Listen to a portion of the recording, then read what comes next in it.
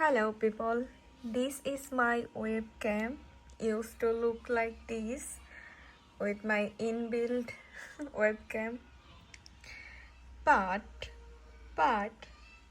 now it looks like this.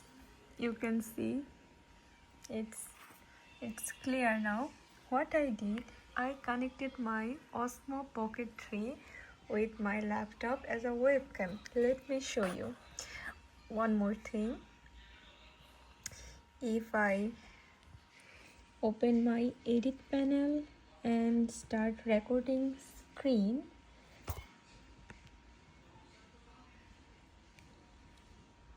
look, this is my webcam now. Let me round it. Yeah, right now it looks like this, but if I switch back to my local cam, it looked like this, which is very basic, doesn't look good, but